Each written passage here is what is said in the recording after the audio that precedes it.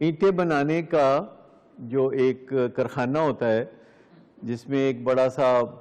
وہ چمنی ہوتی ہے جس میں اوپر دھواں نکلتا ہے، تو وہ ساری بار اینٹیں کچی بن رہی ہوتی ہیں، اس کو ادھر ڈالتے ہیں، اس کو پکاتے ہیں، آگ اس کو دیتے ہیں، اس کو اینٹوں کو سخت کرتے ہیں، مٹی ایک سخت اینٹ کی شکل اختیار کر جاتی ہے۔ تو اس سارے کاروبار کو کہتے ہیں بھٹا۔ تو بھٹا چوک اسی لیے مشہور ہے۔ کبھی کبھی ایسے ہوتا ہے کہ جس جگہ اینٹیں رکھ کے بھٹے میں سخت کی جاتی تھی اس جگہ پانی چلا جاتا تھا، کیونکہ وہ جگہ زیر زمین ہوتی تھی تھوڑی، تو چاروں طرف سے پانی اس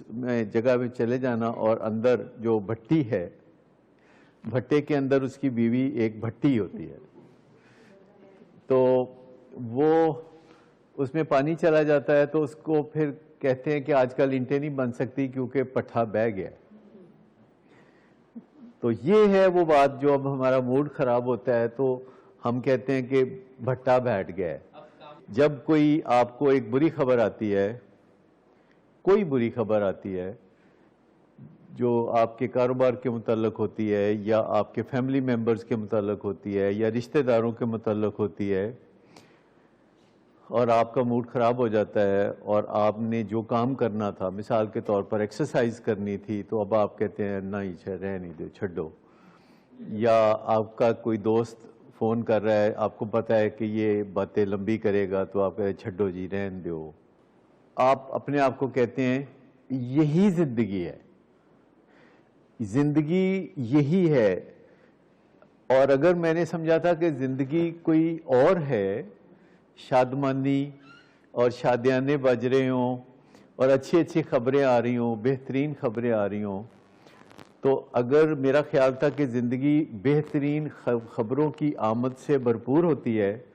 تو کریکٹ یور سیلف کہ یہی زندگی ہے کہ بیچ بیچ میں آپ پھول چن رہے ہیں تو کانٹے آپ کے ہاتھوں کو لگ رہے، کانٹے آپ کے ہاتھوں کو چبھ رہے۔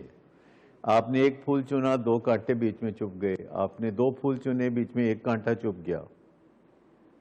کیا اس تجربے میں سے آپ گزرتے؟ لیکن کبھی ہوتا ہے کہ آپ نے ایک پھول چنا، پھر ایک اور پھول چنا، پھر ایک اور پھول چنا، پھر ایک اور پھول چنا، اب آپ بھول گئے کہ کانٹے بھی تھے، اور یکدم پھر ایک آپ کو کانٹا چبھ جاتا ہے، تو آپ کو بھول گیا ہوتا ہے کہ کانٹے بھی ہوتے ہیں۔ تو اگر آپ ہر دفعہ اپنے آپ کو بتائیں کہ یہی زندگی ہے، تو سڈنلی آپ کا جو گیئر لگا ہوتا ہے موڈ کی خرابی کا، وہ ٹھیک ہو جاتا ہے۔ یہی زندگی ہے۔ اور آپ کو اس کا بڑا تجربہ ہوتا ہے جب آپ کسی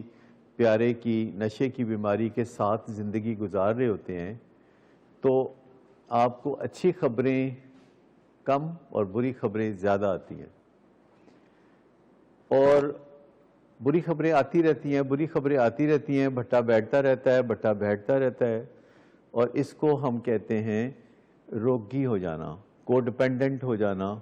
کہ پھر آپ کو اچھی خبروں کا یقین ختم ہو جاتا ہے، پھر آپ کو بری خبروں کا ہی یقین ہوتا ہے، اور آپ کو چونڈی بھی کاٹے تو آپ کو زیادہ نہیں محسوس ہوتا، آپ ایسے کر کے تو بس ٹھیک ہو جاتی ہے۔ اور کوئی نیا ہی کام دکھائے ہمارا پیارا، وہ بڑا ہی کام پائے تو پھر جا کے کوئی تکلیف ہوندی ہے۔ یعنی جو جنوری میں اور فروری میں جو تکلیفیں تھیں، مارچ میں جا کے وہ تکلیفیں کو خاص محسوس نہیں ہوتی۔ مارچ میں، اپریل میں پھر اب ہمیں کوئی نیا بڑا جھٹکا چاہیے، اور وہ جب نیا جھٹکا ملتا ہے تو سب گھر والے پھر بھاگ دوڑ میں چاہتے ہیں کہ کریے دا کچھ کریے دا کچھ کریے۔ حتیٰ کہ جب مریض ہمارے پاس بھی آ جاتا ہے اور آپ کو وہ بری خبروں کی آمد اور جھٹکوں کی آمد رک جاتی ہے، تو آپ کی دلچسپی جو ہے علاج کے ساتھ اس طرح نہیں رہتی جیسے کہ رہنی چاہیے۔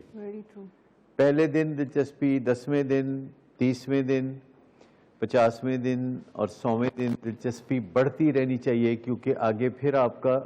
رول آنے والا ہے، آپ کا پھر کردار آنے والا ہے، اور آپ کو اس کے لیے تیار کرنا ہوتا ہے اپنے آپ کو، اور بڑھتی ہوئی موٹیویشن کے ساتھ تیار کرنا ہوتا ہے۔